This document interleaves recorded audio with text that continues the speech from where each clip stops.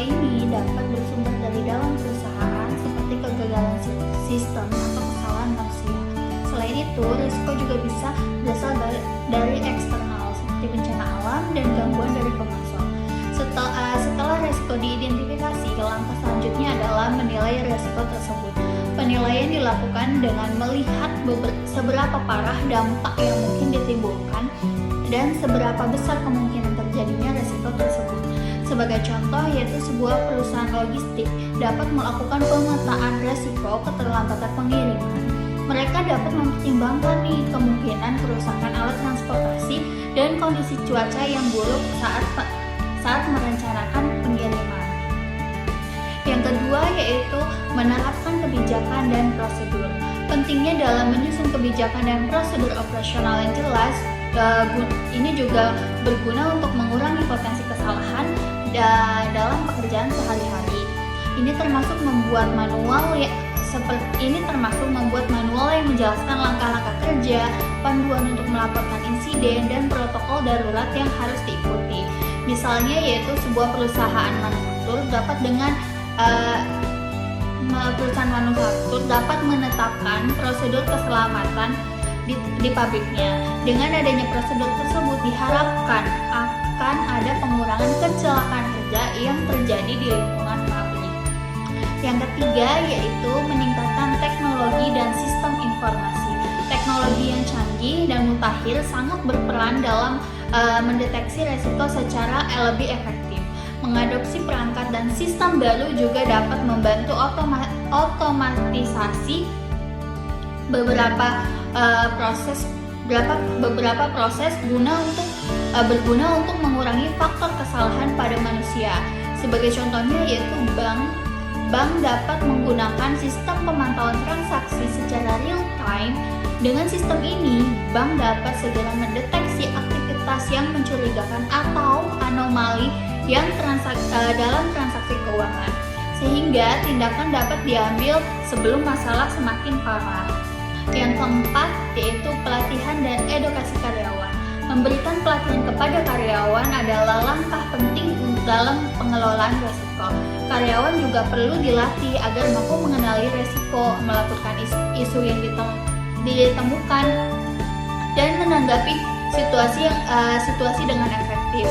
Pelatihan ini seharusnya dilakukan secara berkala untuk memastikan karyawan tersebut mendapatkan informasi terbaru. Sebagai contohnya yaitu perusahaan asuransi dapat mengadakan sesi pelatihan anti penipuan untuk karyawan di bagian klaim. Ini dapat membantu mereka lebih waspada terhadap potensi penipuan yang mungkin akan terjadi. Yang kelima yaitu diversifikasi dan pengelolaan rantai pasokan. Mengelola rantai pasokan dengan cara melibatkan beberapa pemasok atau mitra dapat mengurangi resiko ketergantungan pada satu pihak. Ketika satu pihak mengalami masalah, perusahaan masih bisa mengandalkan pemasok lain. Contohnya, sebuah perusahaan elektronik dapat memiliki beberapa pemasok untuk komponen produksinya. Dengan begitu, produksi dapat terus berjalan meski salah satu pemasok mengalami gangguan. Yang keenam yaitu penggunaan asuransi. Mengalihkan resiko kepada perusahaan asuransi adalah cara yang efektif untuk melindungi aset dan operasi perusahaan. Dengan memiliki asuransi, perusahaan bisa mendapatkan perlindungan dari berbagai kejadian yang mungkin tidak terduga. Contohnya yaitu perusahaan properti mungkin mengasuransikan gedungnya terhadap risiko kebakaran atau gempa bumi. Ini membantu perusahaan untuk mengurangi kerugian finansial jika bencana yang tidak diinginkan itu terjadi. Yang ketujuh yaitu audit internal dan pemantauan berkala. Melakukan audit internal secara rutin adalah cara untuk memastikan bahwa semua sistem dan kebijakan yang diterapkan berjalan sesuai dengan yang diharapkan. Audit ini penting untuk menjaga standar perusahaan.